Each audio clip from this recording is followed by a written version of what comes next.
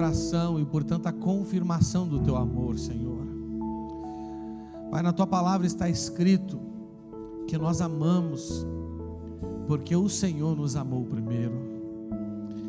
Pai, ministra cada vez mais do teu amor em nossas vidas, Senhor. Faz-nos sensíveis ao teu amor, Senhor.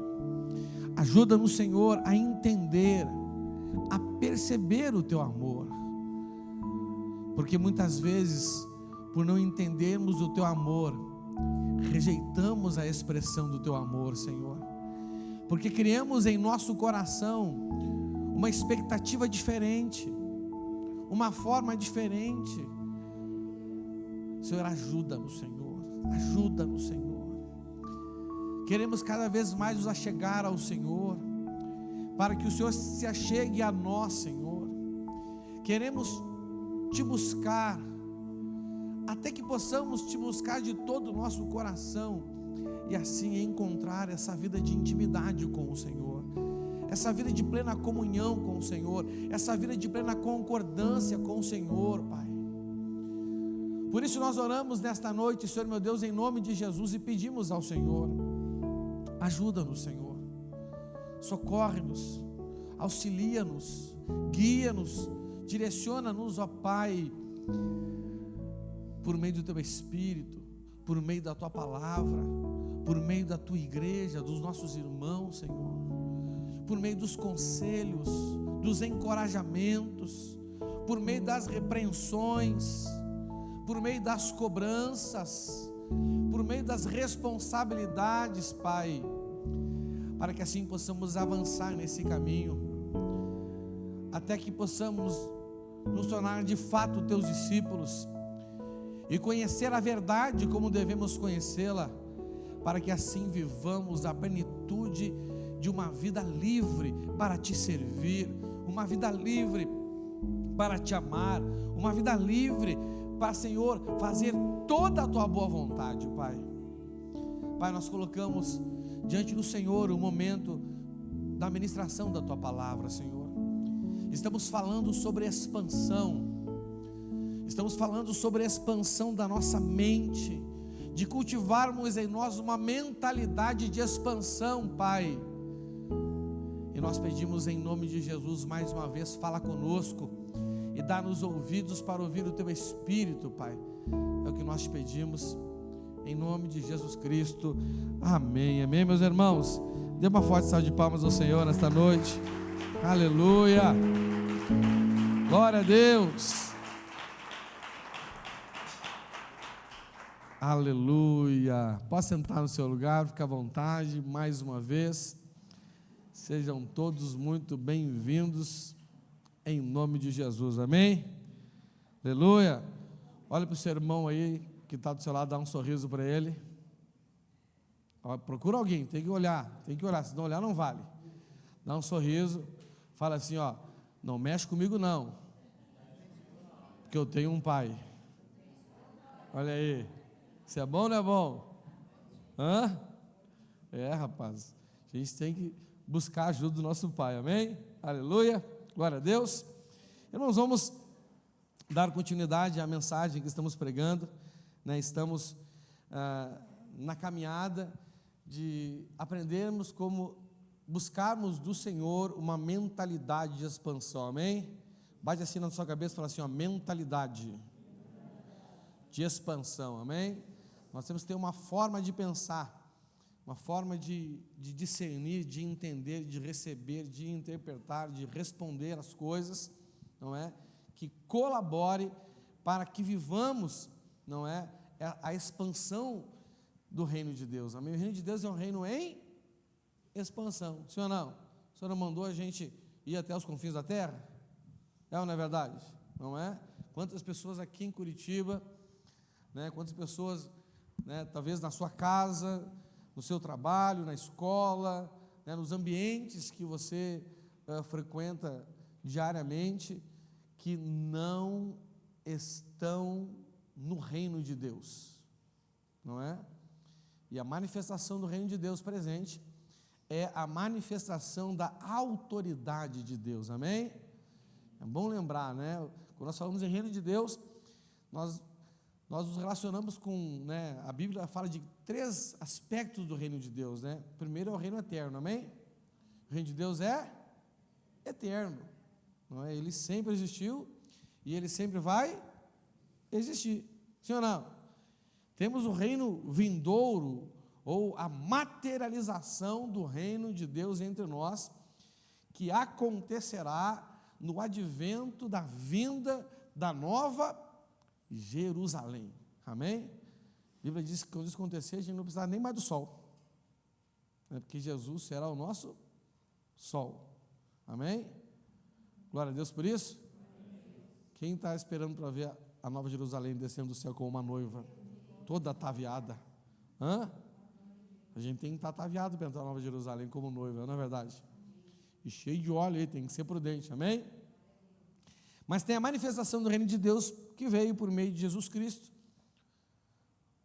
o Messias, o escolhido, e que continua sendo manifesto por meio do seu corpo, a igreja, que é a manifestação da autoridade do rei. Fala assim, a autoridade do rei, não é? E aqueles que creem nele recebem a autoridade, e por causa dessa autoridade, não é? Sinais seguem que mostram a manifestação dessa autoridade, sim ou não? Expulsar demônios e curar enfermos, amém? São os 2 grandes milagres que acompanham aqueles por meio de quem a autoridade de Deus se manifesta, né? As pessoas, elas não se impressionavam simplesmente com o que Jesus fazia, mas o que impressionava as pessoas que conheciam a Escritura Sagrada era a autoridade que se manifestava através da vida dele, não é verdade? Não é? Esse homem faz como uma autoridade que vem dele mesmo. Que homem é este que até o vento e a tempestade obedecem à sua voz, não é? Ali não é manifestação de poder, é manifestação de autoridade. Você está entendendo? Então o reino de Deus entre nós, né, anunciado por João Batista, estabelecido por meio de Jesus Cristo, né, quando João Batista mandou o discípulo perguntar para Jesus se ele era aquele que deveria de vir, ou se ele deveria esperar outro, né? Jesus deu uma resposta para João Batista, né?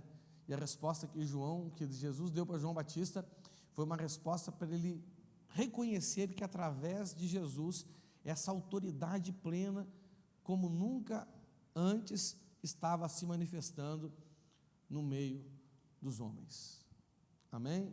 Então nós temos que expandir esse reino, ou seja, expandir essa autoridade sobre a vida de pessoas, amém? E o Senhor nos recompensa de diversas formas quando nós nos dedicamos a essa expansão, mas para isso temos que ter uma mentalidade de expansão, né? E nós vemos que ao longo, né, da história da raça humana, o Senhor ele vem semeando essa mentalidade na vida do ser humano por meio de promessas e por meio de ordens, sim ou não? Né? Eu gosto de separar a Bíblia mais ou menos assim, ó, promessas, ordens e mandamentos, amém? Promessa é aquilo que Deus diz para mim que vai acontecer com a minha vida, ordens são as tarefas que Ele me deu para fazer, e mandamentos são as regras que regem, que limitam, que protegem, que direcionam a minha vida, amém?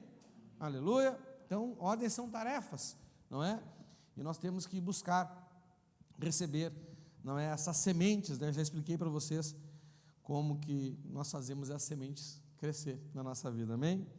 E hoje, e nós estamos ministrando agora sobre as mentalidades criadas por Satanás, estabelecidas na cultura da humanidade, porque o mundo jaz no maligno, para combater a mentalidade de expansão, amém? Nós vimos já, né, que em Adão o Senhor semeou promessas, semeou ordens, para que a mente dele fosse expandida, mas aí, não é, a mentalidade do pecado se opôs à mentalidade da expansão. Depois o Senhor faz isso de novo com Noé, sim ou não? E ele chama Noé, e você conhece a história, né, de Noé e do que aconteceu na humanidade através do dilúvio. E quando acaba o dilúvio, Noé desce da arca, Deus então ele planta novamente a promessa e as ordens, promessas semelhantes, ordens semelhantes, da mesma natureza, na mente de Noé, para que a mente dele fosse uma mente de expansão. Mas aí nós vemos que a mentalidade do controle, fala assim, controle, não é aquilo que leva a gente a querer ter segurança, querer ter domínio sobre a nossa própria vida e inclusive sobre a vida dos outros, não é? Nimrod estabeleceu isso através daquela torre, né? A torre da cidade de Babel. O mandamento era: se espalhe, sim ou não? Não é? E como, não é, aquilo que espalha a gente perde o controle, não é verdade? Não é? Ele falou: vamos construir uma torre aqui para que a gente não seja espalhado, não é? Então, a mentalidade de controle, a mentalidade de sentir seguro, a mentalidade que evita riscos, a mentalidade que evita problemas, né? E hoje eu quero ver pelo menos mais duas mentalidades que se opõem à mentalidade de expansão do reino de Deus. Amém? E que mentalidade é essa, meu pastor? Aleluia. Fala assim, ó, mentalidade da escravidão e a mentalidade da religiosidade. Então vamos falar hoje sobre essas duas mentalidades que são inimigas, e todas essas mentalidades, elas competem dentro dos nossos pensamentos, com a mentalidade do reino, com a mentalidade de expansão, sim ou não? Não é? Quem aqui é tentado com o pecado, além de mim? Então a gente tem que lutar contra essa mentalidade. Quem é tentado a querer ter controle, não é? A querer ter uma vida segura? Quem é tentado que é além de mim? Pois é, nós temos que combater essa mentalidade, não é? Mas temos que combater também a mentalidade da escravidão e a mentalidade da religiosidade. Vamos falar sobre isso então agora, em nome de Jesus, amém? Não é? Aí aconteceu com Adão, aconteceu com Noé. Qual é a próxima pessoa icônica na Bíblia que o Senhor levanta com uma ordem de grande conquista? Quem? Começa com A e termina com Braão, o nome dele. Você vê como eu sou bonzinho, né? Te ajudo, te dou pista, né? Abraão, né? Vamos falar sobre Abraão, então. Gênesis 15, do 5 ao 6, eu vou ler na NVI. Gênesis 15, do 5 ao 6.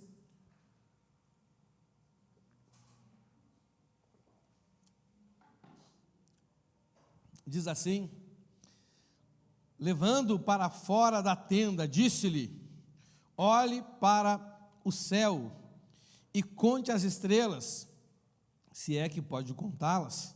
E prosseguiu: assim será a sua descendência. Abraão creu no Senhor, e isso lhe foi acreditado como justiça. Amém? Então olha só, não é?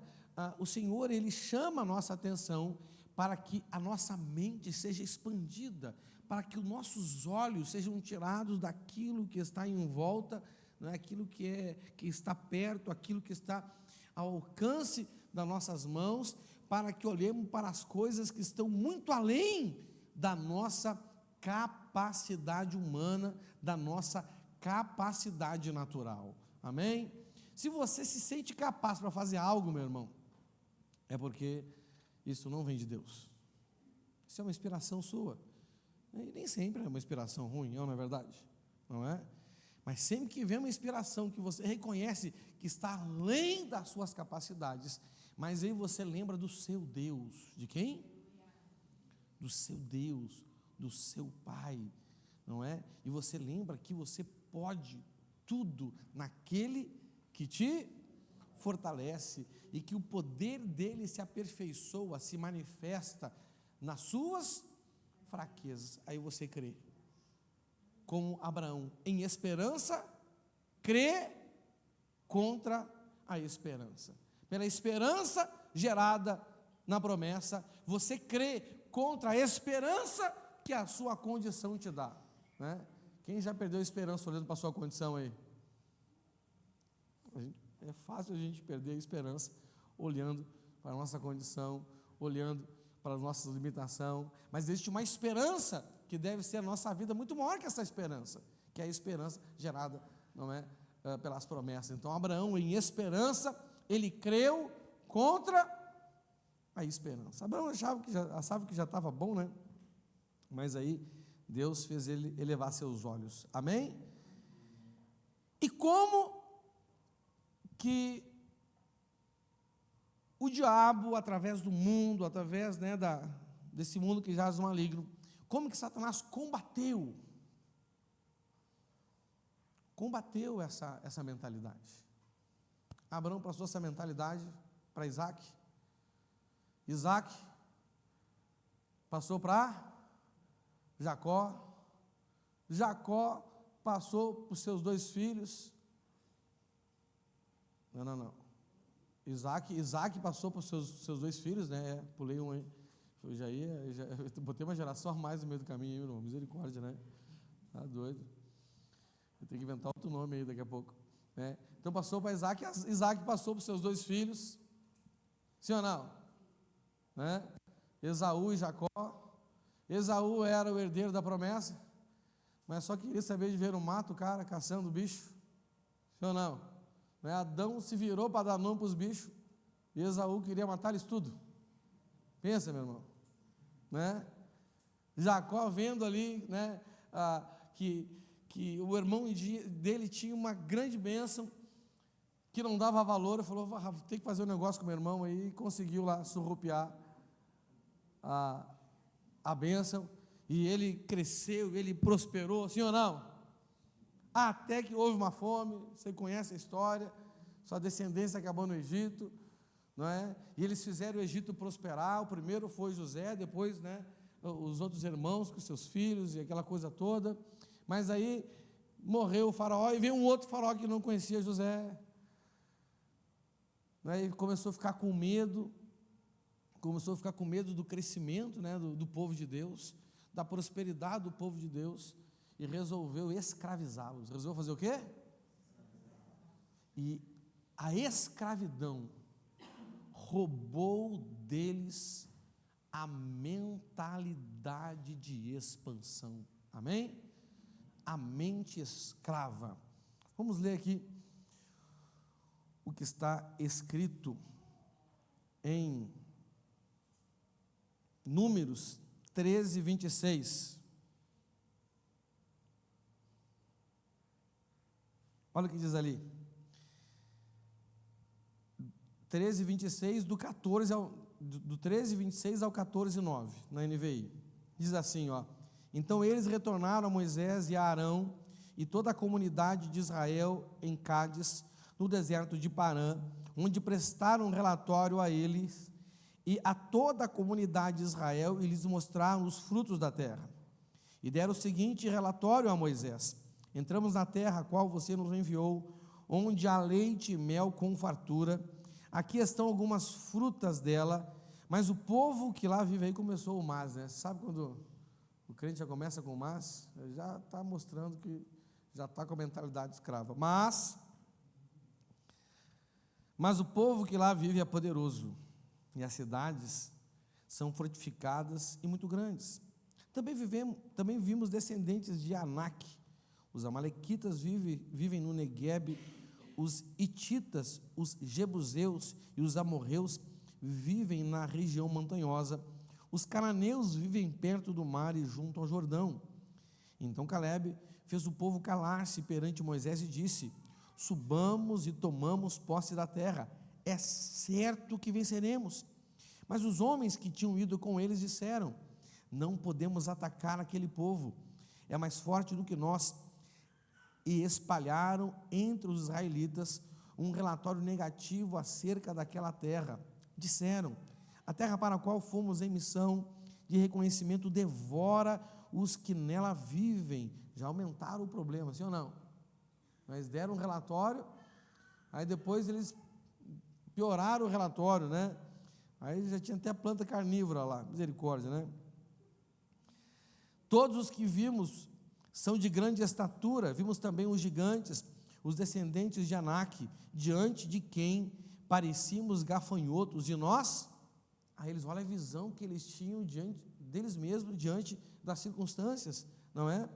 Naquela noite, toda a comunidade começou a chorar em alta voz. Então, quer dizer, a mentalidade de escravidão gera a desesperança, né? A pessoa se acostuma a uma vida medíocre, a uma vida sem crescimento, a uma vida sem expansão, a uma vida sem conquista.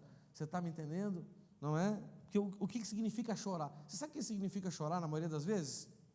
Sim ou não? Sabe quando você corrige o seu filho e ele chora, e você fala assim, não chora? Quem já fez isso? Rapaz, deixa o bichinho chorar, não. O que significa o choro?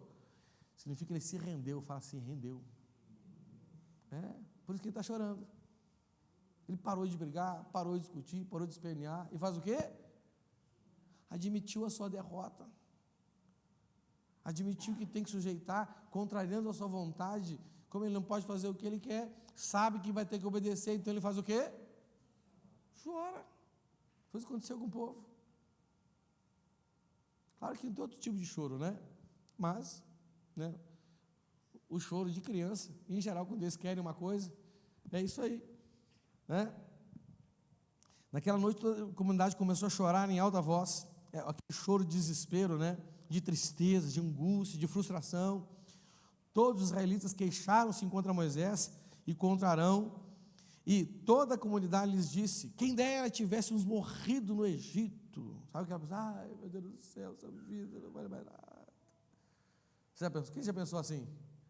Ai, está muito difícil, é melhor desistir. Não é verdade? Sim ou não?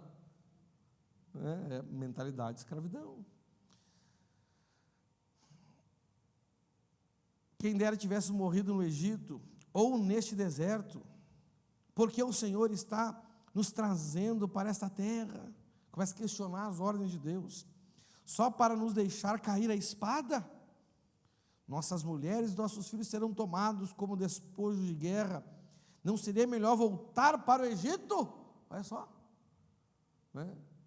Tem muitas pessoas que acham que, né, os desafios da vida de fé, os desafios da igreja é tão grande que é melhor voltar àquela rotina de casa, trabalho, casa, domingo fica em casa, vê Faustão, nem sei se tem Faustão mais, vê o Fantástico, não é? Fica ali de boa na lagoa, sobe nadava, tranquilo e sereno, entendeu? Né? Uma vida tranquila, ali, acomodado no sofá, que nem diz o profeta Raul, com a boca escancarada, cheia de dente, uns com mais, outros com menos, esperando a morte chegar. Olha que desgraça, meu irmão. Misericórdia, né? Rapaz, está mais que dominado. Quando você vê alguém assim e fala assim, não, está dominado? Porque o cara está dominado. Não é verdade? E disseram uns aos outros, escolheremos um chefe e voltaremos para o escravo. Nem para voltar a ser escravo consegue fazer sozinho, tem que ter um líder. Que terrível, né? Deixa eu procurar um outro líder, um outro pastor, outra igreja, que diga que só vir aqui e ir para casa já está certo. Não é verdade? Irmão, vocês já perceberam que o evangelho é desafiador? Quem já percebeu isso? Rapaz, o evangelho é desafiador, meu irmão. Não é? O evangelho é desafiador. Não é fácil. Não é? Eu me lembro uma vez, eu era pastor lá em Porto Alegre, entendeu? Aí veio uma mulher que há muito tempo, acho que uns 10 anos afastada da igreja, só que ele era daquelas igrejas de doutrina, sabe aquela igreja? Que não podia cortar cabelo, não podia, tinha que usar só determinadas roupas, né? Cheio de restrição. Aí logo que ela começou a congregar na nossa igreja, na nossa comunidade, ela viu que a gente não tinha essas restrições, e ela ficou feliz, entendeu? E um dia, não é, depois do culto, logo no início, talvez segundo, terceiro mês que ela estava lá com a gente, ela falou para mim, pastor, como eu me sinto bem aqui, pastor, como aqui é mais fácil servir Jesus, não é? Eu percebi que ela não estava preparada para ouvir a verdade. Eu falei: ô irmã, que bênção. Você está entendendo? E, né? Rapaz, acho que passou no máximo um ano. Eu já tinha até me esquecido dessa conversa, né? Um dia ela foi na minha casa fazer aconselhamento. Ela falou assim: pastor, o senhor lembra aquela vez que eu falei para o senhor que aqui era mais fácil servir Jesus? Eu falei, é mesmo, né, filha? Lembro. Ela falou: pois é, pastor, eu estava enganado. Era muito mais fácil não cortar cabelo, era muito mais fácil ficar com o sovaco cabeludo, era muito mais fácil usar saia, era muito mais fácil não ver televisão, porque, rapaz, o evangelho, ele é desafiador, nos tira completamente da nossa zona de conforto, do controle, nos faz andar sobre as águas em lugares onde os nossos pés não podem naturalmente ir. Não é verdade? Não, aí eu falei: irmã, que bênção que tu discerniu isso, não é? E aí agora? Vai voltar para lá ou vai ficar aqui? Ele falou: pastor, agora não dá para voltar mais. Não é? Aí eu quase cantei aquele louvor para ela: quem já pisou no Santo dos Santos? Claro, que não é o Santo Santo, né? O Santo Santo é dentro de nós agora, né? O Espírito Santo habita em nós, amém? E disseram uns aos outros: escolheremos um chefe e voltaremos para o Egito. Então Moisés e Arão prostraram-se com o rosto em terra, diante de toda a assembleia dos israelitas. Josué, filho de Num, e Calebe, filho de Jefoné, dentre os que haviam observado a terra, rasgaram as suas vestes e disseram a toda a comunidade dos israelitas: a terra que percorremos em missão de reconhecimento é excelente. Se o Senhor se agradar de nós, Ele nos fará entrar nessa terra, onde há leite e mel com fartura, e a dará a nós. Somente não sejam rebeldes contra o Senhor, e não tenham medo da terra, porque nós os devoraremos como se fosse pão. Rapaz, que está violento, estava com fome Josué, né? A proteção dele se foi, mas o Senhor está conosco, não tenham medo deles. Irmãos, a mentalidade de escravidão é a mentalidade do medo. Fala assim: medo. A mentalidade de escravidão é a mentalidade do medo. Assim como a mentalidade do controle também tem raízes no medo, tem raízes da insegurança, a mentalidade da escravidão também tem raízes no medo. Só que aquele medo lá, aquela mentalidade leva, né, por um lado, essa mentalidade aqui, ela leva para a rebeldia. Fala assim: rebeldia, rebelião. Você sabia que a maioria das pessoas rebeldes, quer dizer, toda pessoa rebelde, ela é rebelde para esconder o medo? Você sabia disso? Ela tem medo da conquista, ela tem medo de morrer, ela tem medo de perder, ela olha para si e não se acha capaz. Aí ela começa a interpretar que quem deu aquela direção não se preocupa com ela, não ama ela, não está nem aí para ela. Alguém aqui além de mim já se sentiu assim na igreja, mediante ao desafio da palavra de Deus proposta para nós através de uma liderança? Alguém já pensou assim: rapaz, vim no culto hoje, cara, que eu precisava uma palavra de consolo, lá vem o pastor com mais um desafio. Você está me entendendo? Não é? Mas por que os desafios nos geram desconforto? Por que as ordens do Senhor geram em nós essas coisas, ao ponto de nós acharmos que Deus não está pensando em nós, que pastores e líderes não pensam em nós, assim como esse povo, não é? Pensou: o que Deus trouxe a gente aqui? Quer que a gente morra na mão desse povo aí? Quer que as nossas esposas e nossos filhos sejam levados como despojos de guerra? O que ele estava falando? Cara, os meus filhos vão ser escravos desse povo, e a minha esposa vai ser instrumento de desejo sexual deles. Eu morro, não é só morrer. Primeiro que eu vou morrer, porque eu vou para a guerra, eu sou soldado, eles vão me matar. Segundo, minha descendência vai ser escravo deles, e a minha mulher vai ser concubina deles. Rapaz, era melhor ter morrido no Egito, ou ter morrido nesse deserto aqui. Você está me entendendo? Claro que talvez, como os nossos desafios não são talvez tão grandes, né, e tão ameaçadores como esse, talvez a gente não pense também algo tão né, absurdo como isso, mas de certa forma, não é? Mas esse desafio vai botar a minha vida em risco, esse desafio vai botar a minha família em risco, sim ou não? E quantos, não é? Né, até usando a palavra de Deus, meu irmão, porque tem medo, usam a sua segurança e a segurança da sua família como um justo motivo para ficarem brabos, para se sentirem injustiçados em função das ordens do Senhor para nós. Isso acontece ou não acontece? Isso acontece. Porque nós temos uma mentalidade de escravo. Mas o Senhor nos chamou para sermos verdadeiramente livres. Meu irmão, eu vou dizer uma coisa para você. O brasileiro tem uma mentalidade de escravo. Você sabe de onde saiu o termo o quinto dos infernos? Você sabe? Não sabe? Foi da Inconfidência Mineira. Quem foi o herói da Inconfidência Mineira? O cara tinha uma profissão, vou dar uma pista.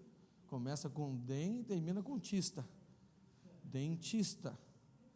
Como é que é o nome? Como é que ele ficou famoso? Tiradentes. E por que eles se rebelaram contra a coroa? Por causa do imposto que era 1/5 de tudo que eles produziam. E quanto que é 1/5 em percentagem? 20%, você não faltou a aula de matemática, né? Aí, glória a Deus, né? 20%. Você sabe qual é hoje a nossa carga tributária? E eles se achavam escravos da coroa. Não, a gente não é escravo da coroa. Que absurdo é esse? A gente vai trabalhar, suar o ano inteiro, para vocês lá 20% de tudo que a gente produz. Isso é escravidão, e eles se rebelaram, não aceitaram, se rebelaram contra a coroa, meu irmão. Não é? Quer 1/5? Vá para o inferno. Daí esse é o quinto dos infernos. Para os quintos dos infernos, então. Não é? Hoje, meu irmão, olha só. Nós pagamos uma carga tributária terrível, gente. E a gente fica insatisfeito com isso? Por que não? Por que não, gente? Mente de escravidão. Você sabe da onde que surgiu o termo idiota? Quem sabe aí? Eu já falei isso aqui. Isso, o homem grego, que não era comprometido com as decisões políticas da sua polis, da sua cidade, ele estava deixando o futuro dele, porque o futuro social da gente é definido aonde, gente? Na política. O futuro dele, da esposa dele e dos filhos dele, nas mãos e nas decisões de outro homem, que não era marido da esposa dele, e que não era pai dos filhos dele. Então, por assim dizer, não defenderia os seus interesses. Esse homem que decidia não se inteirar da política, não é? Se naquele tempo, né, se tivesse assim, por exemplo, Fantástico, Big Brother, se tivesse, sei lá o que os programas de entretenimento tem hoje, faz tanto tempo que eu não vejo televisão aberta, não é pecado ver, viu? Ligar a televisão não é pecado, mas tem coisa ali que devia, na minha opinião, devia ser pecado. Ó, se eu fosse Deus, eu ia mandar fazer um adendo na Bíblia, assim, ó, PS no final, assistir Globo é pecado. Mas não sou Deus, né? Fazer o quê, né? Graças a Deus que eu não sou Deus, porque senão a gente estava tudo enrolado, inclusive eu, né? Aí, meu irmão, misericórdia, né? Então, esse cara era um idiota. Você está me entendendo? Então, olha só, hoje, a maioria do povo brasileiro é classificado como um escravo, porque, meu irmão, o governo, ele ganha mais da metade do que você trabalha. Ó, se você ganha aí, se eu não me engano, acima de 2, 3 mil reais por mês, você já tem que pagar 27,5%. Primeiro, nós somos tributados porque nós ganhamos. Você tem que pagar 27,5% do que você ganha. Sim ou não? Aí quando você compra alguma, então, aí você ganhou, então você ganhou 10 mil. Né? Você ganha 10 mil por mês. Quem ganha 10 mil aí? Oh, aleluia. Ganha 10 mil. Você vai pagar então quanto de imposto de renda? 2.700. Sobrou quanto? Hã? Quanto? 7.300. Rapaz, mas 7.300 é bom, não é verdade? Mas eu desafio você pegar a notinha que você compra e ver quanto é que vem de imposto lá. Né? Em média, tem produtos que são mais, tem produtos que são menos. Em média, nós pagamos de imposto 50%. Então, se você paga 5 num saco de feijão, quanto que é a média do imposto ali? 2,5. Então, sobrou quanto mesmo? 7.300. Só que desse 7.300 em tudo que você compra, a média, claro, isso depende do seu perfil de consumo, tá bom? Mas é uma média, né? Se você tem um perfil de consumo assim mais chique, essa média aumenta. Se você tem um perfil de consumo, né, menorzinho assim, ali, cesta básica, olha lá, é um pouco menos, mas fica ali 40, 35 no mínimo, tá bom? Mas vamos pegar a média, 50%. Aí você sobrou 7.300. Mas como você paga imposto de compra também, que vai para o governo, sim ou não? Quanto que é? 3.650. Então, o seu poder aquisitivo é 3.600? O governo, porque administra mal o dinheiro que você paga para ele gera inflação. Fala assim, inflação. O que é inflação? É a desvalorização da nossa moeda. Estou dando aula de economia agora, tá bom? Mas eu só quero mostrar isso para ver que você é escravo. Você está me entendendo? Que é em média 4% ao ano, é chamado IPCA. Sabe que você compra uma coisa assim, aluguel corrigido pelo IPCA, sabe o que é isso aí? A inflação. Isso quer dizer que a cada ano o seu dinheiro compra 4% a menos. Só que seu salário não é corrigido 4% todo ano. Quer dizer, conforme vai passando os anos, o seu dinheiro vai comprando cada vez menos. Entendeu? 27% dali, 50% daqui, já deu 70 aí você junta um dinheiro, sei lá, né? Faz o financiamento lá para comprar uma casa e paga o dobro da casa. Aí você tem 3 filhos, você morre. Aí você pagou IPTU do seu imóvel, PVA do seu carro, mais imposto ainda, na verdade, né?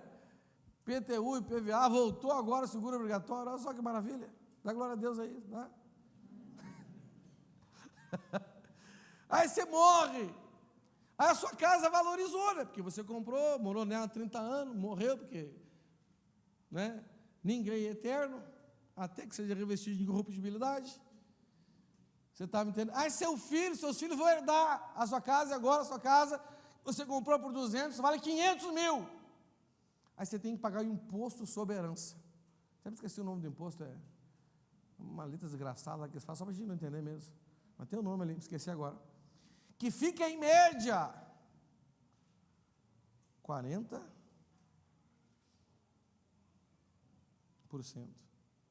Aí, para fazer o inventário, porque você morreu, para o seu filho passar para o nome dele, eles vão reavaliar o imóvel, que você pagou 200, para agora vale 500.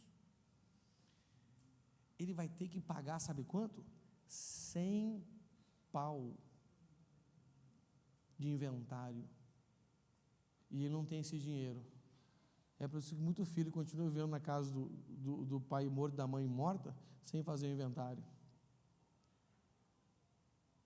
Você já pensou que desgraça?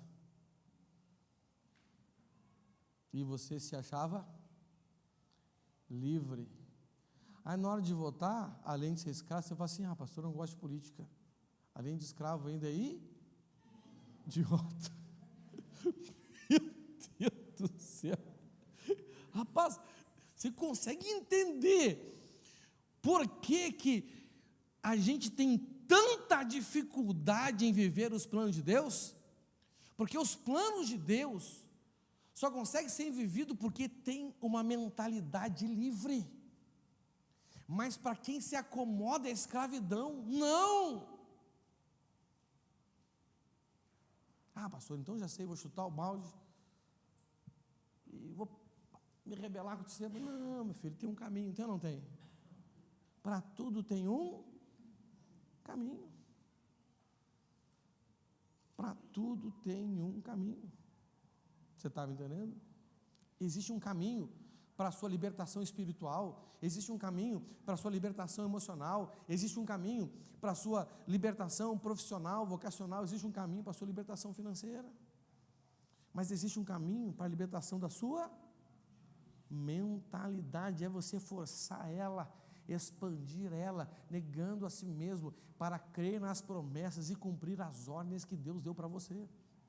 Então a mentalidade escrava, a mentalidade do medo, a mentalidade, rapaz, sabe, você já tem uma vida difícil, porque você é escravo, você já tem uma vida difícil, porque você deixa outras pessoas tomar decisão por você, e elas não pensam em você, então elas só te prejudicam, então sua vida fica cada vez mais difícil, cada vez mais difícil, cada vez mais difícil. Aí você entrega a vida para Jesus, o que você quer tudo é alívio, é conforto, é um alento. Aí você vem e encontra o evangelho que te desafia. Não, até na igreja. Pois é. Mas é aqui que a sua vida vai mudar.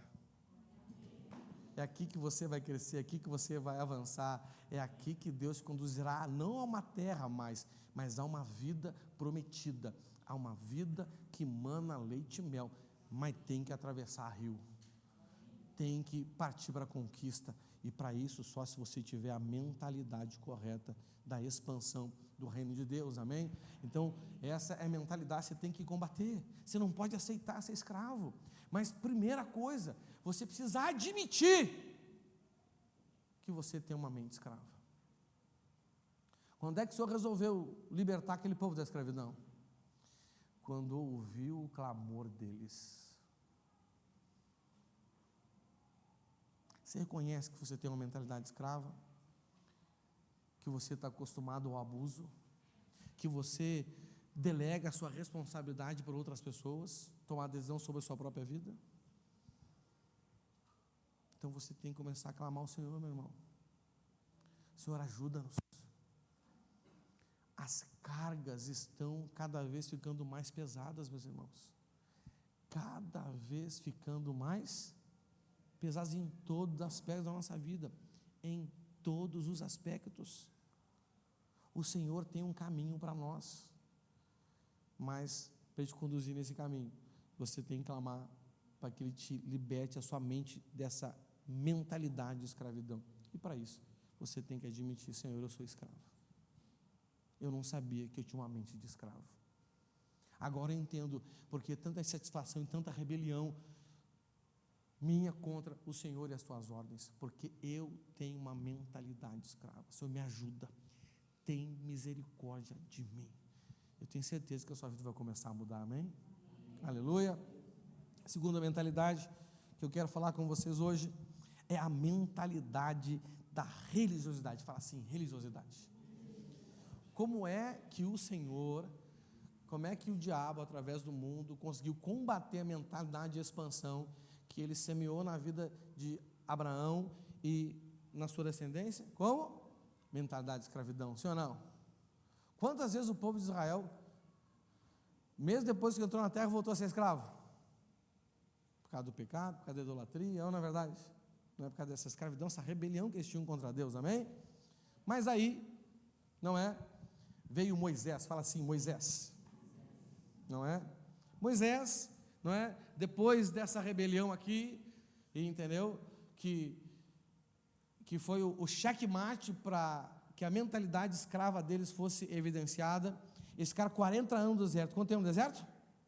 40 anos no deserto, meu irmão. Quanto tempo? Entendeu? E você sabe que aquela geração toda morreu, sim ou não? Até que sobrar só aqueles que podiam receber uma nova semeadura. Mas para isso, para que Moisés pudesse semear neles uma mentalidade de expansão, ele teve que receber do Senhor. Teve ou não teve? Vamos ver quando é que isso aconteceu na vida de Moisés. Olha só. Cadê tu, Moisés? Está aqui. Êxodo 3, do 6 ao 8. Eu vou ler na Almeida Revista Atualizada. Disse assim: disse mais, eu sou o Deus do teu pai, o Deus de Abraão. Moisés conhecia a promessa que Deus havia prometido para Abraão? Conhecia. O Deus de Isaque e o Deus de Jacó. Moisés escondeu o rosto porque temeu olhar para Deus. Disse ainda o Senhor: certamente vi a aflição do meu povo que está no Egito, e ouvi o seu clamor por causa dos seus exatores. Conheço-lhe o sofrimento, por isso desci a fim de livrá-lo da mão dos egípcios, para fazê-lo subir daquela terra a uma terra boa e ampla, terra que mana leite e mel, o lugar do cananeu, do eteu, do amorreu, do ferizeu, do eveu e do jebuseu. Amém? Então, passou toda aquela geração ali que tinha mentalidade escrava, todo mundo morreu. Daquele povo sobrou só 2 cabras valentes, que já tinham mentalidade de expansão, Josué e Caleb. Sim ou não? Caleb, no dia que eles foram tomar a terra, já falou Josué, eu ainda estou que nem 40 anos atrás. O cara estava com 80 anos, meu irmão. E a terra que dele era de direito são as terras que ficavam nos montes. Ele ia lutar com gente maior do que ele, com cidade estrategicamente bem mais posicionada, né? Então eles tinham ali uma vantagem estratégica, né? E ele falou: me dá minha terra que eu vou subir, vou vencer. E ele, velhinho de 80 anos, meu irmão, com a sua tribo, óbvio, né? Subiu lá e conquistou, não é? Então, se tiver essa mentalidade de expansão, depois que, né, estabeleceram o lugar para adoração de Deus, não é? Fizeram lá o tabernáculo, amém? O templo, depois o templo de Salomão, aquela coisa toda. Mas aí veio a mentalidade da religiosidade. Mentalidade tal que fez com que a maioria do povo judeu até hoje rejeite o Messias. Você sabe qual era o principal objetivo do ritual estabelecido na lei de Levi? Esperar Jesus vir. Era preparar o caminho para o Senhor. Esse era o objetivo. Entendeu? Deus queria levantar um povo, para que através daquele povo, um povo separado, Ele pudesse mandar o Messias, o Cordeiro de Deus, que tira o pecado do mundo. Em Abraão tinha essa promessa. Ele disse assim, e em ti, Abraão, serão benditas todas as famílias da terra. Não estava ligado só ao povo hebreu, só ao povo judeu. Através do povo hebreu, do povo judeu, o Senhor, o nosso Deus, alcançaria novamente todas as famílias da terra, porque o Senhor sempre pensou em toda a humanidade, e Ele continua pensando até hoje em toda a humanidade. e os seus conhecidos, os seus vizinhos, os seus amigos, os seus colegas, fazem parte de toda essa humanidade que o Senhor quer alcançar. Amém? Mas aí veio a mentalidade de quê? Da religiosidade. E uma das características da mentalidade da religiosidade é que a religião deles fez separação entre eles e o mundo. Fez o quê? Então eles passaram a se relacionar só com quem é judeu, e para ter relacionamento com eles tinha que ser convertido ao judaísmo, e eu não podia nem comer com os pagãos, porque isso era um ato impuro, não é verdade? Sim ou não? Não é? Aí quando veio Jesus, quando se cumpriu a promessa que foi dada a Abraão, o Cristo era o descendente de Abraão, por meio de quem todas as famílias da terra seriam abençoadas. Olha o que o Senhor falou por meio do profeta Malaquias: antes que venha o dia do Senhor, eu enviarei para vocês o profeta Elias. Ele fará com que o coração dos pais se converta aos filhos, dos filhos aos pais, para que eu não venha e fira a terra com maldição. Olha só, o profeta Malaquias já profetizou, entendeu? E quando veio Jesus, não é, se relacionando com pessoas que não faziam parte, não é, da sua religião, ou que eram considerados impuros, eles fecharam o coração. Eles não queriam a expansão. O templo, para eles, em vez de virar uma sede através da qual eles seriam enviados para as nações da terra, se tornou uma outra modalidade de Torre de Babel. Vamos ficar aqui, para a gente não se espalhar. Não é verdade? A religiosidade. Mas qual o aspecto da mente da religiosidade que eu quero salientar para vocês aqui, meus irmãos? Entenda uma coisa: o que é, de fato, ter vida com Deus? Você já fez essa pergunta? O que é, de fato, ter vida com Deus? Sabe que você já fez essa pergunta para você? Porque essa pergunta, não sei se você concorda comigo, mas para nós que queremos em Deus, essa pergunta é uma pergunta muito pertinente, sim ou não?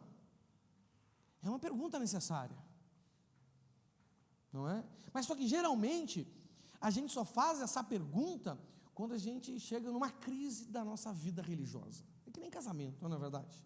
Quando é que a gente pergunta assim: rapaz, o que é de fato ser casado? Qual o verdadeiro sentido do casamento? Quando é que a pessoa faz essa pergunta? Rapaz, quando ela está em crise, não é verdade? Quando ela está olhando para o relacionamento dela, quando ela está olhando para a vida dela, e você, rapaz, nem sei mais por que eu casei, que vida é essa? Entendeu? Como a gente muitas vezes, irmãos, vamos falar sério, a gente é campeão em entrar nas coisas sem saber o propósito daquilo, só porque achar legal. Sim ou não? Porque você quer casar? Para ser feliz. Eu vestido sozinho. Né? Ai, coitado. Não sabe nada. Inocente. Não é verdade? Né? Entendeu? Aquela pessoa que vem assim: ô irmão, por que você está na igreja? Não, pastor, eu vim aqui porque eu quero paz. Bom, a paz você vai encontrar em Jesus. Na igreja não. Sério, pastor, onde está escrito isso? Tá? Jesus disse: a minha paz eu dou a vocês. No mundo vocês terão aflição, né? Mas em mim vocês vão ter o quê? Mas na igreja não. Como é que vai ter paz com um monte de ovelha para cuidar? Um pecando ali, o outro pecando acolá. Entendeu? Né? Outro querendo desviar. Outro querendo que eu pregue,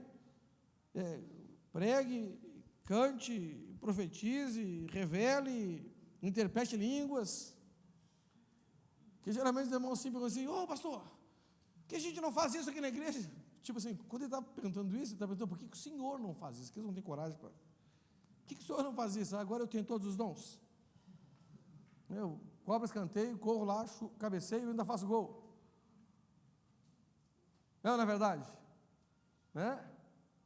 Sangue de Jesus tem poder, meu irmão. Não é assim que funciona, não. Pastor, vim para a igreja sim, só para ficar de boa. Vai, bobo.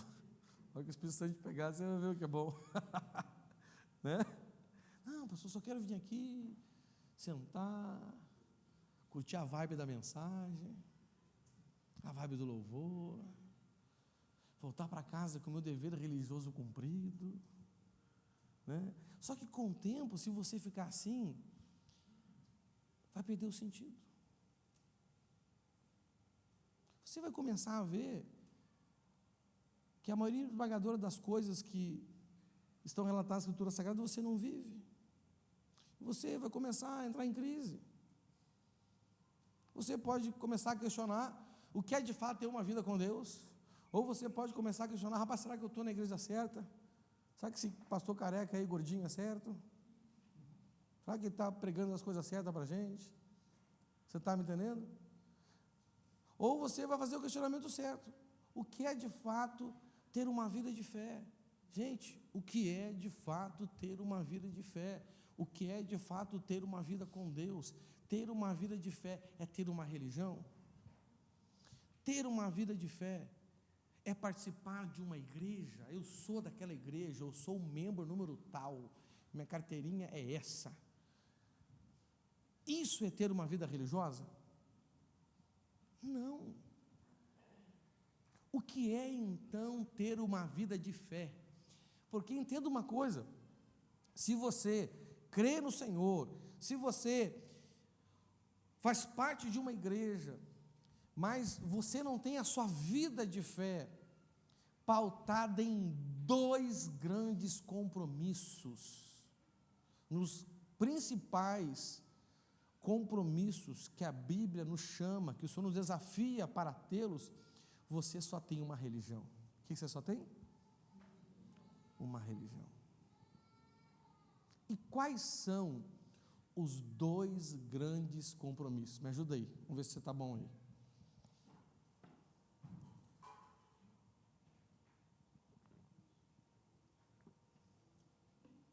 Está na hora já? Quais são os dois grandes compromissos?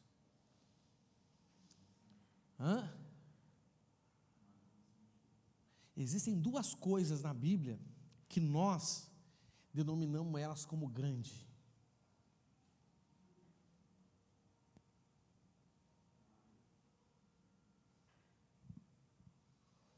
O grande mandamento e a grande comissão. O grande mandamento e a grande comissão. Qual é o grande mandamento? Ou o maior de todos os mandamentos? Ou o mais importante de todos os mandamentos? Qual é?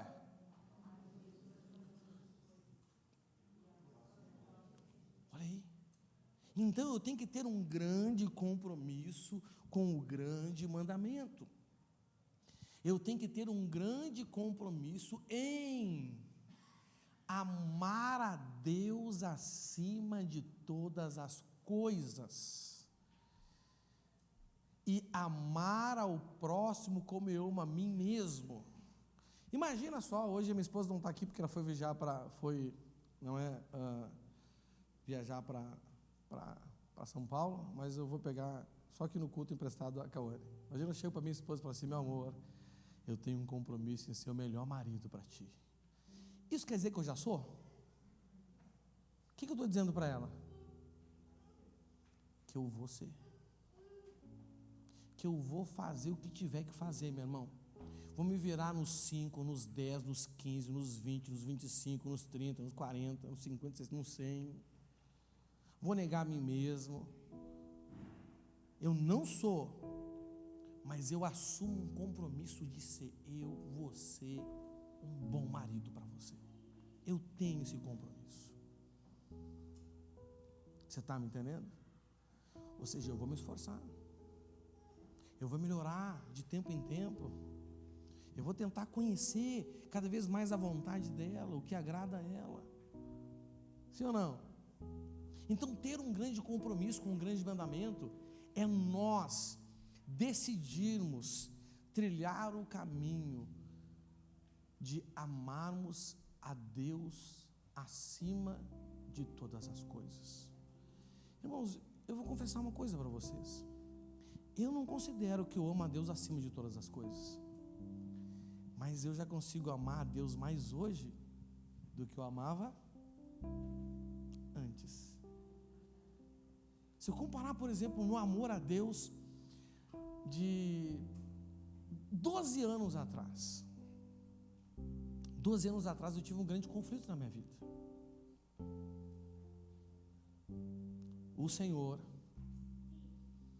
disse para mim que eu ia sair de Porto Alegre, minha cidade, onde eu nasci, cresci, vivi lá até os 36 anos, ou 37. Minha mãe mora lá, meu pai mora lá, meus irmãos moram lá, minha família mora lá. Aí me tornei pastor lá, tá pastorando a igreja crescendo. E aí o Senhor veio com a história: César, vá para o lugar que eu te enviarei. Onde eu estava numa conferência, uma pessoa veio e falou assim: Deus disse para você que você vai sair de onde você está e você vai para outro lugar. Aí eu entrei em crise, falei: rapaz, eu sei onde é que eu estou e sei com você, mas não sei para onde eu vou. Ó, sacanagem. Já me senti que nem Abraão. E já fiquei bravo, já comecei a achar motivo. Rio Grande do Sul é o estado menos evangelizado do Brasil. Eu comecei a brigar com o Senhor: Senhor, o que está acontecendo com o Senhor? O Rio Grande do Sul precisa mais pastor, não menos. O Senhor tem que mandar a galera de lá para cá, não tirar os daqui e mandar para lá. Entrei em crise.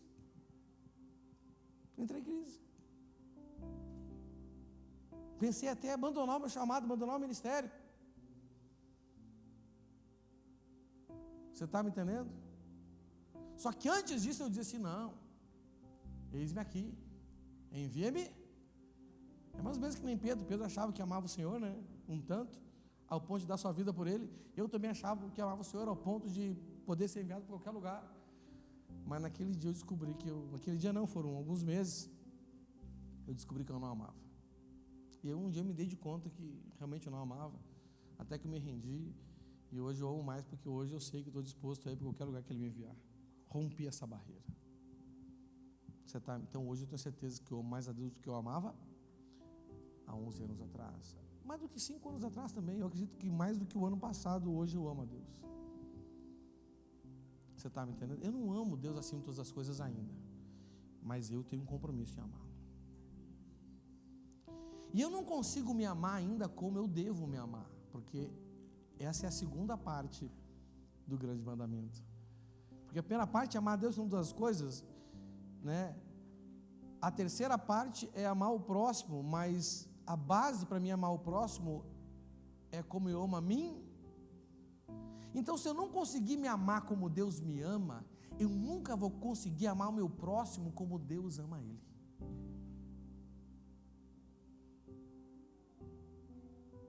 Então eu tenho que cada vez me esforçar para entender as expressões do amor de Deus.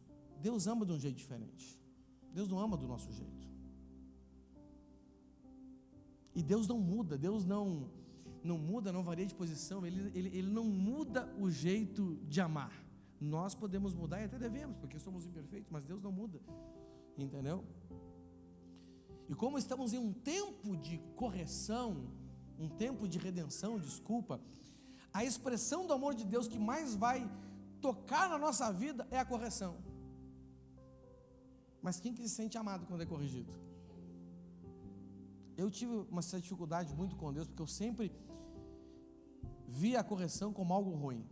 E hoje eu ensino para minha filha Lara, não é? Cada vez que eu dou um laço nela, uma chulapada assim, e eu não alivio não, entendeu? Eu pergunto para ela assim: por que o papai te dá um laço? E eu já ensinei a resposta: porque o papai me ama. Porque eu não quero que ela tenha dificuldade de se sentir amada por Deus como eu já tive, e como eu vejo que muitos de nós ainda temos. Por exemplo, quantas vezes você se sentiu constrangido, exposto pela palavra, ou pelo aconselhamento, pelo confronto de alguém? Só que a Bíblia diz que o amor de Deus constrange. Mas quando vem o constrangimento, a gente não se sente amado. A nossa vaidade nos impede a gente se sentir amado. E a Bíblia diz que nós amamos a nós mesmos e os outros, porque Deus nos amou primeiro. Então tem que aprender a reconhecer a expressão do amor de Deus para mim. O constrangimento, se eu me sinto constrangido, é porque eu estou sendo amado. Se eu me sinto corrigido, repreendido, é porque eu estou sendo amado, porque Deus corrige os filhos que Ele ama. É ou não é verdade? Não são só essas expressões, mas são as principais expressões, porque nós ainda temos muito a ser tratados, temos muito a sermos transformados, é ou não é verdade? Sim ou não? Então eu tenho um compromisso, cara, eu preciso aprender a discernir o amor de Deus na minha vida. Eu preciso aprender a me sentir amado quando eu sou corrigido. Eu preciso aprender a me sentir amado quando o Senhor me constrange, quando a palavra me constrange e denuncia o meu caráter mal formado, e denuncia o meu pecado, denuncia minhas más intenções, e isso me constrange, me envergonha, fere a minha vaidade, mas eu preciso me sentir amado, porque o constrangimento é sinal da manifestação do amor de Deus. Sem constrangimento não há amor de Deus, meu irmão. Você está me entendendo? Essa é a grande realidade. Então eu tenho que ter um compromisso para mim conseguir, sabe, discernir o amor de Deus, experimentar o amor de Deus, para que aí, porque Deus me ama, eu também comece a me amar. Sabe aquela cobrança excessiva que você tem sobre você mesmo, sabe, aquele pensamento onde você não se sente capaz, onde você não se sente digno. A gente não é digno, mas Ele diz que a gente é digno e acabou. A gente não pode, mas Ele diz que a gente pode, então a gente pode. Para mim, eu já tenho mais do que preciso, mas o meu Pai diz que Ele quer me dar ainda mais, então Pai, me dê. Você está entendendo? E aí eu vou conseguir amar o meu irmão como Deus ama ele, porque eu estou conseguindo amar a mim como Deus me ama. Gente, isso está muito além de uma religião. Isso te leva muito além do que um culto. Isso te leva muito além do que uma pregação. A partir daí, as suas experiências mais fantásticas com Deus não vão ser mais aqui no ambiente de culto, vão ser no seu secreto com o Senhor. Porque onde é que a gente tem as mais fantásticas experiências com quem nós temos aliança? É no público ou no privado? Mas tem pessoa que se não vê num lugar que nem esse aqui, nem Deus sente, meu irmão. Você está me entendendo? Não é? Por isso que as pessoas são tão carentes. Mas pastor, eu queria sentir a presença de Deus. Imagina eu venho para a igreja e fico falando para minha esposa, mas meu amor, por que na igreja tu não me abraça, tu não me beija, tu não vai na igreja, no lugar de ficar abraçando, beijando, meu irmão, não é na verdade? Sim ou não? Não! Faz isso antes, de preferência depois, que vai que emocione e atrasa para o culto, na verdade. Entendeu? Depois vai dormir tarde, o problema é seu, né? Cada um com seus problemas, né? Mas, você está entendendo? Por que as pessoas elas andam de lugar em lugar? Em lugar, eu quero lá porque eu tenho que sentir a presença de Deus. Eu quero lá porque eu tenho que sentir a presença de Deus. Sabe, parece que a manifestação de Deus na nossa vida depende de outra pessoa, depende de um intermediário. Por quê, gente? Porque nós não rompemos o limite da religiosidade. A gente tem que estar num templo para as coisas acontecerem. E o que o Senhor disse? Não vai ser nesse templo, nem no monte, vai ser, né, em qualquer lugar, porque Deus procura os que o adoram em espírito e em verdade. Então, entenda uma coisa, se você está aqui, e se você não tem um grande compromisso com um grande mandamento, o que você tem é só uma religião. Porque esse é o primeiro grande compromisso que pauta uma vida que é uma verdadeira vida de fé, uma verdadeira vida de busca a conhecer mais o Senhor. Mas tem um outro grande compromisso, amém? E qual é o segundo grande compromisso que a gente tem que ter? um grande compromisso com a grande comissão. Fala assim, um grande compromisso com a grande comissão. E qual é a grande comissão? Ide, fala assim, ide a todos os povos do mundo, façam com que sejam meus seguidores, batizando eles em nome do Pai, em nome do Filho e em nome do Espírito Santo, e ensinando-os a obedecer a tudo o que vos tenho ordenado.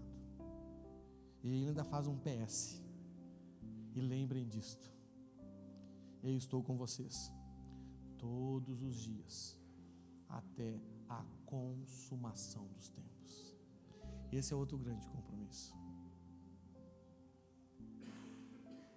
E assim como eu assumi um compromisso com o meu Deus, de amá-lo acima de todas as coisas, e tenho buscado isso, e você também precisa assumir, eu também um dia assumi esse grande compromisso de cumprir a grande comissão. Eu já cumpro a grande comissão no mais alto nível, sim ou não? O que você acha? Não. Mas eu tenho um compromisso não é? Irmãos, eu já fiz de tudo dentro da igreja, até do ministério de louvor eu já fui. Graças a Deus que vocês já não vivem nesse tempo. Senão eu estive traumatizado e eu queria fazer qualquer coisa na igreja mesmo, tocar e cantar, né? Recepção e apoio, pacientador, líder de célula, discipulador, líder de ministério, pastor auxiliar, pastor de igreja. Hoje eu sou pastor de igreja, pastor de igreja.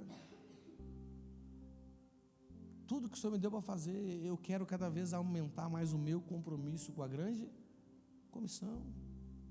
Eu dei um testemunho que foi ontem aqui. Depois do encontro que eu fui no meu encontro com o amor de Deus, em dezembro de 2001, eu batizei em dezembro de 2001, eu nunca mais faltei um encontro na minha vida, nunca mais.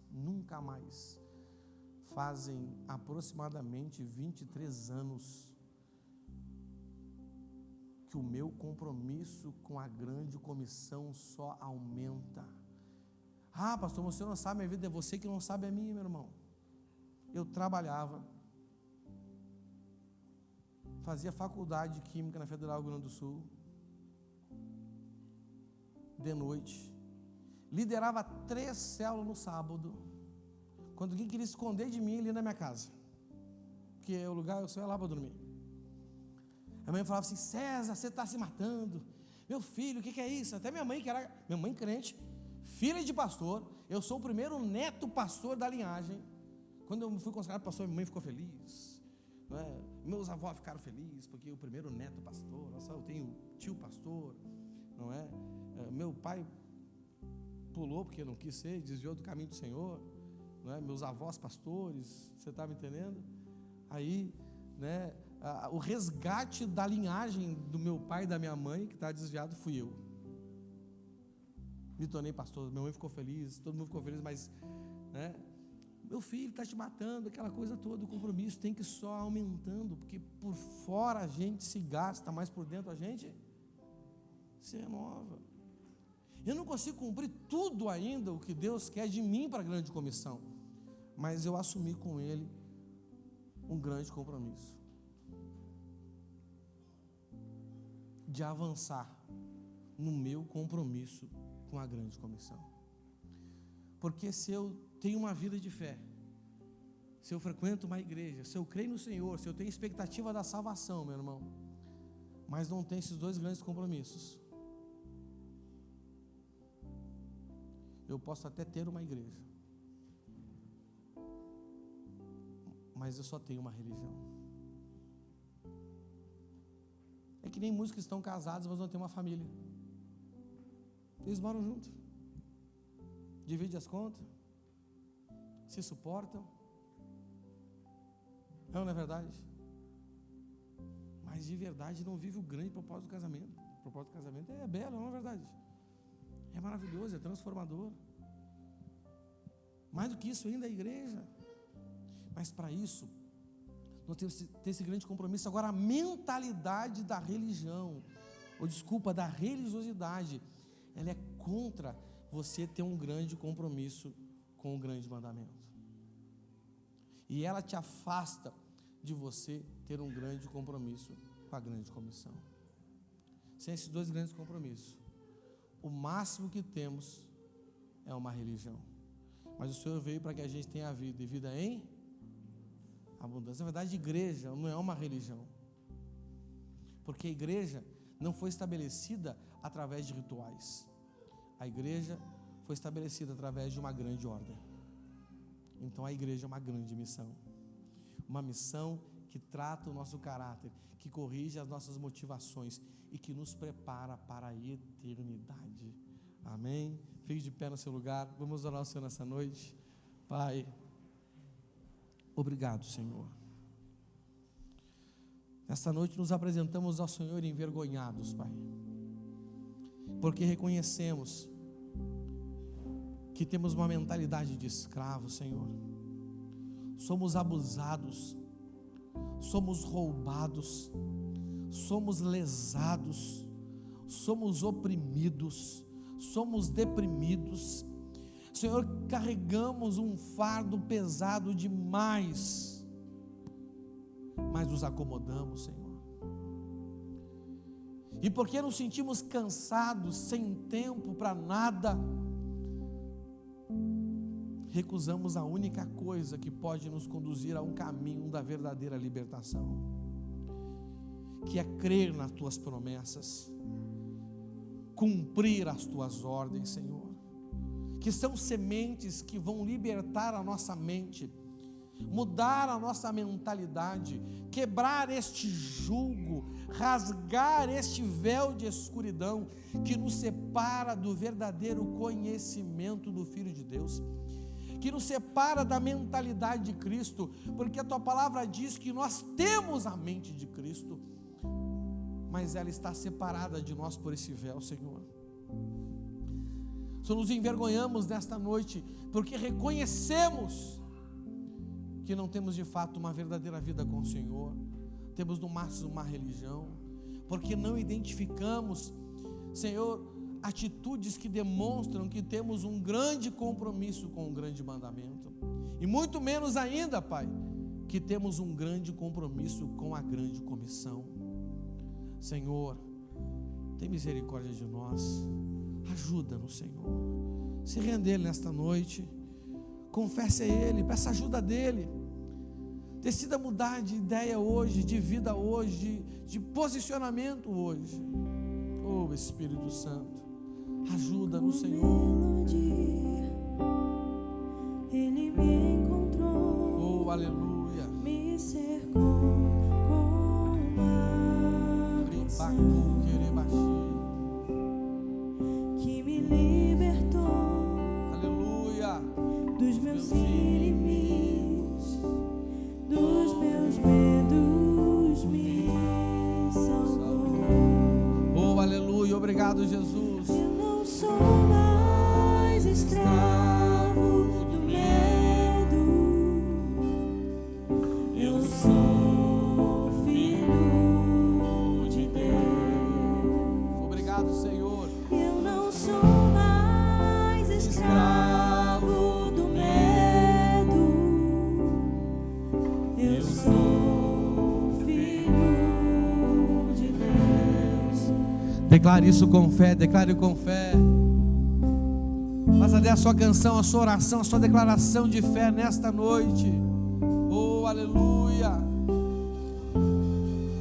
Antes de nascer, escolhido fui, por meu nome me chamou.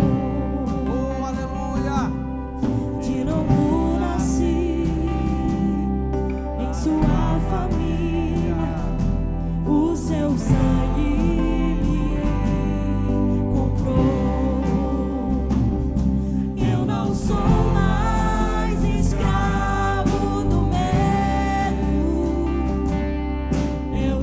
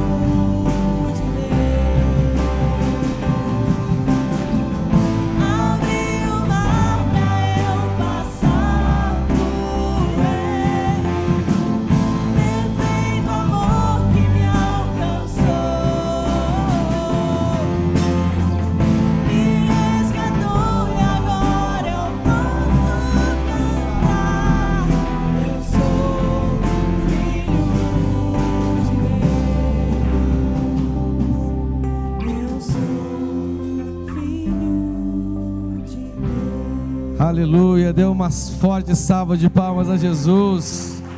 Aleluia. Aleluia. Meu irmão, somente os filhos de Deus podem vencer o mundo. E você sabe qual é a nossa vitória sobre o mundo? A nossa fé. Amém? Aleluia. Vamos consagrar nossos dízimos e ofertas esta noite, amém? Sei que vai consagrar seu dízimo. Prepara ele aí em nome de Jesus. Eu quero ler com você na NVI Provérbios 3, 9 e 10. Amém? Diz assim: honre o Senhor com todos os seus recursos e com os primeiros frutos de todas as suas plantações, e os seus celeiros ficarão plenamente cheios, e os seus barris transbordarão de vinho. Amém? No capítulo 9 está a causa, no versículo 10 está a consequência, mas essa consequência é consequência de você dizimar e ofertar? Não. É quando você entende que dizimar e ofertar é muito além de você dar dinheiro para a igreja ou ajudar a obra de Deus, mas sim é um ato de honra ao Senhor, amém? Fala assim: a honra atrai as melhores recompensas. Você sabe qual é o primeiro mandamento com promessa na Bíblia? Quem sabe qual é o primeiro mandamento que tem promessa? Honra pai e mãe. Qual é a promessa desse mandamento? Você vai viver muito tempo. Vai viver quanto tempo? Muito. E tudo que você fizer vai dar certo. Se honrar pai e mãe já é bom. Imagina então se honrar a Deus. Amém? Entenda que isso é um ato de honra ao Senhor. Não importa quanto, importa é a honra. A Bíblia diz que a oferta de Abel, ela fala até hoje, mas a oferta de Caim também fala. A oferta de Abel fala de honra, a oferta de Caim fala de desonra. Então decida honrar a Deus, e nós honramos de várias formas, mas também nós honramos o Senhor com os nossos recursos e com os primeiros frutos de toda a sua plantação. Amém? Como você não é agricultor aqui e você recebe a sua colheita em espécie financeira, então nós devemos entregar nossos dízimos e nossas ofertas através de valores financeiros. Amém? Vamos orar ao Senhor. Senhor nosso Deus, ajuda-nos, Senhor, a cumprir o teu mandamento. Ajuda-nos, Pai, a honrar o Senhor com todos os nossos recursos e com os primeiros frutos de toda a nossa colheita, Pai. É o que nós te pedimos em nome de Jesus. Amém? Você que vai dizimar, sai do seu lugar, vem aqui à frente, ajoelhe e se consagre seu dízimo em nome de Jesus.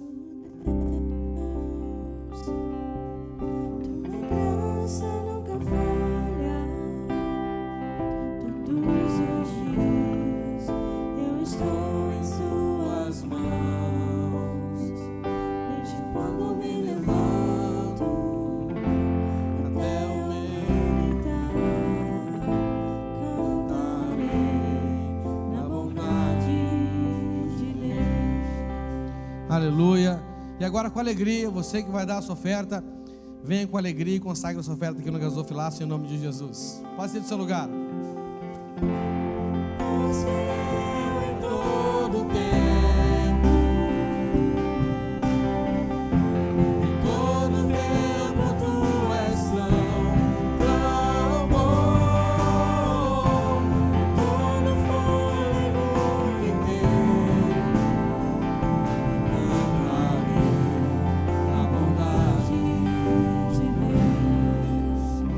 Aleluia, dê uma forte salva de palmas ao Senhor. Aleluia, graças a Deus. Irmãos, 3 avisinhos rápidos, acho que é só 3, né? Se tiver mais, me avise. Mas Mas temos um encontro com o amor de Deus agora esse próximo final de semana. Vamos falar do Chosen primeiro, né? Com Freedom, escolhidos, amém? 28 e 29 de junho agora, meus irmãos. Vai estar top das galáxias. Você não pode, não deve ficar de fora de jeito nenhum. Amém? Conto com a presença de cada um de vocês. Só está dispensado quem tem mais de 100 anos. Não é? Ah, pastor, mas é para jovem. Olha para o seu irmão e fala assim, ó, velho é o Satanás. É o diabo. Eu sou novo. Amém? Eu sou novo, meu irmão. Eu tenho só cara de velho, mas eu sou novinho. Eu tenho só 24 anos de novo nascimento. Olha só que bênção. 48 anos de vida, mas 24 anos de novo nascimento. Olha só. Estou na minha meia vida espiritual. Amém? Temos também agora, esse próximo final de semana, encontro com o amor de Deus. Você que já foi, vá trabalhar. Você que não foi, não fique de fora. Não atrase seu pré-encontro, não atrase sua inscrição, amém? Não deixe de estar conosco. O encontro é o que mesmo, gente? É negócio top pra caramba. A minha vida foi transformada num encontro com Deus. Amém? Não é? Eu fui na primeira célula da igreja em novembro de 2001 e em dezembro já me arrastaram para o encontro e eu fui e nunca mais fui o mesmo. Estou aqui até hoje. Nunca mais faltei um encontro, que cada vez meu compromisso tem aumentado mais com o Senhor, e eu creio que se você deixar, Ele pode fazer isso na sua vida, amém? Mês de agosto nós temos o nosso próximo seminário. Tivemos seminário ontem, falamos sobre o tema mundo espiritual, batalha espiritual e intercessão. Quem veio? Quem foi abençoado aí? Então quero desafiar você a estar conosco no nosso próximo seminário. Eu vou falar sobre a graça. Fala assim, graça.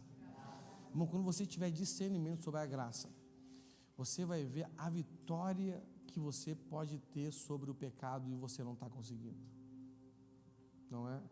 O apóstolo Paulo diz que a graça que ele recebeu não foi em vão, ou seja, ele aproveitou. E por que muito crente não aproveita a graça? Porque não entende a graça, por causa da religiosidade. Você sabe o que combate a graça na nossa mente? A religiosidade que foi estabelecida por meio da lei de Moisés. Eu quero te explicar isso direitinho para você ter discernimento e parar com essa confusão de 10 mandamentos, sábado, dia, lei cerimonial, lei daquele outro, o que Jesus cumpriu, o que está valendo, o que não está valendo. Eu quero explicar isso em detalhes, vai ser em agosto, amém? Então esteja conosco aqui em nome de Jesus, glória a Deus, aleluia. O que mais, Ju? Temos cantina da Rede Amigos. Os amigos podem comer ou só as amigas? Os amigos podem comer, aí ó. Aí ó, as amigas, os amigos, não é?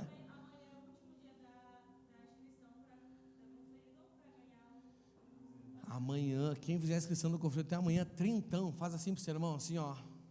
Faz assim para ele. Faz assim, é só trintão, ô cara de pau. Não regula essa mixaria aí, entendeu? Você vai concorrer à camiseta da Conflito Doc Top. Inteira a minha tá garantida já, né, meu filho? Aí, ó, já, quanto é que a gente pagou na camisa mesmo? Quanto é que eu paguei na camisa? Rapaz, a gente pagou 50 e tu vai sortear por 30, mano. Eu vou ter que te remover da função, mano. Não, foi ideia da Adri. Então é Adri. Os caras são terríveis, meu irmão. Misericórdia, Senhor Jesus tem poder.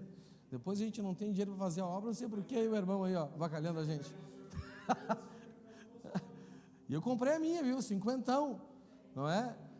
Acho que eu vou fazer a inscrição amanhã de uma vez já, para ficar com 2 pelo menos. Que daí 50 mais 30 dá na média R$40. Aí o preço médio diminui. Não é verdade? Vou fazer a minha amanhã então. Então, irmãos, ó, até amanhã, amém? Você pode fazer até no dia, né? Mas até amanhã concorre a camiseta. O que mais, Ju? Só isso. Vamos orar? Glória a Deus. Pai, obrigado por este momento. Nós te louvamos, Senhor. O Senhor é bom. O teu amor dura para sempre. As tuas misericórdias não têm fim. Ajuda-nos a ver o teu propósito, Pai.